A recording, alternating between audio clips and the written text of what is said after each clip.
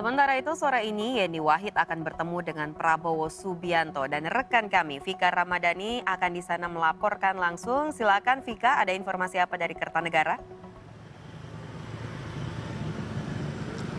Angie dan juga Good People, memang informasi bahwa akan adanya kunjungan dari Yeni Wahid ke kediaman Prabowo Subianto di Kertanegara 4 ini memang dikabarkan nanti kunjungannya akan dilangsungkan pada pukul 5 sore begitu ya. Memang hingga saat ini masih belum ada keterangan pasti, sudah dikonfirmasi juga kepada juru bicara Prabowo Subianto terkait dengan apa kira-kira agenda dari pertemuan Prabowo dan juga Yeni Wahid ini. Namun ada selentingan, apakah ini menjadi sebuah sinyal begitu ya, bahwa keduanya ini akan melaju bersama dalam kontestasi Pilpres 2024. Mengingat memang jika kita runut dari histori di tahun lalu begitu ya, Pilpres 2019 maksud saya, ini Prabowo Subianto sendiri memang untuk elektabilitasnya ini terbilang cukup rendah di Jawa Timur. Dan jika kita melihat salah satu faktor kesuksesan dari pasangan Jokowi dan Ma'ruf Amin adalah karena berpasangan dengan salah satu tokoh besar NU begitu.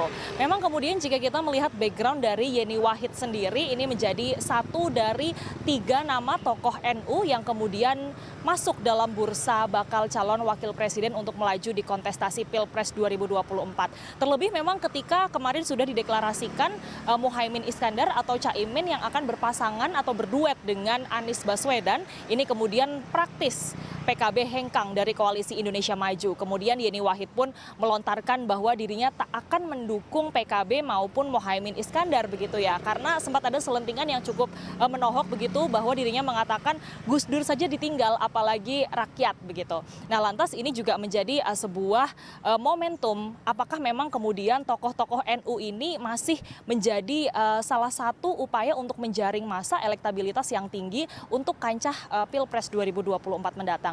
Memang dapat kami sampaikan ini terkait dengan Pilpres 2024 Prabowo Subianto sendiri hingga saat ini elektabilitas di Jawa Timur memang terbilang cukup tinggi dan masih bersaing dengan Ganjar Pranowo. Memang kemudian jika kita lihat hingga saat ini kader-kader NU atau tokoh-tokoh NU ini masih menjadi tokoh yang kadernya cukup dipertimbangkan begitu ya untuk mendulang massa karena kita bisa melihat NU sendiri menjadi salah satu ormas keagamaan yang paling besar di Indonesia. Angie.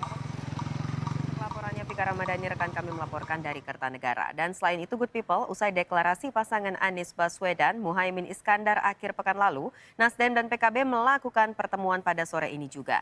Nah, untuk kali ini mengetahui apa yang terjadi di pertemuan kali ini, kita akan terhubung dengan Anan Surya di Nasdem Tower. Anan, silakan dengan fakta terkini dari sana. Nyala atau yang terjadi ini adalah konsolidasi politik antara Nasdem dan juga PKB saja, dan memang hingga pertemuan atau konsolidasi politik ini usai, kemudian perwakilan atau dari DPP PKS ini tak kunjung hadir dan juga tak kunjung nampak. Memang jika kita melihat kemudian juga perwakilan dari PKB ini mulai berangsur-angsur datang sejak pukul 2 siang dan juga Ketua Umum PKB Muhaimin Iskandar ini kemudian tampak hadir di DPP Nasdem pada pukul 2.30 dan disambut langsung oleh Ketua atau Wakil Ketua Umum Nasdem Ali Ahmad dan kemudian juga diiringi oleh sholawatan dari kader Partai Nasdem. Memang kemudian dalam kesempatan ini Muhaimin Iskandar kemudian sempat mengatakan bahwa dirinya telah siap berkolaborasi dengan Anies Baswedan untuk kemudian bersama-sama maju dalam Pilpres 2024 dan berikut pernyataan dari Muhaimin Iskandar. Hari ini saya dan DPP merapatkan barisan untuk bersama-sama Nasdem menyiapkan langkah-langkah merebut hati rakyat, menjual gagasan, ide, rencana, sekaligus mengharap cinta dan kepercayaan masyarakat. Moga-moga perapatan barisan DPP PKB dengan Nasdem hari ini bermanfaat untuk bangsa. Yang paling pokok tujuan saya merapat hari ini ke Nasdem untuk satu tujuan, Indonesia yang lebih adil, makmur. Amin.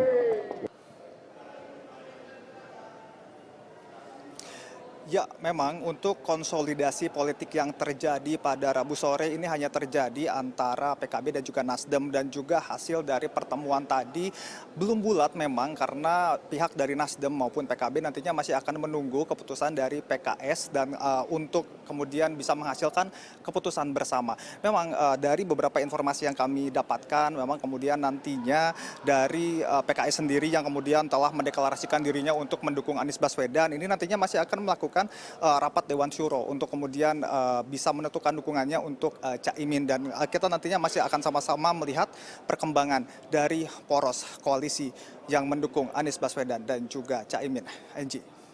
Ya, baiklah, terima kasih dan selamat bertugas kembali untuk Anan Surya dan juga tadi sebelumnya ada Vika Ramadhani.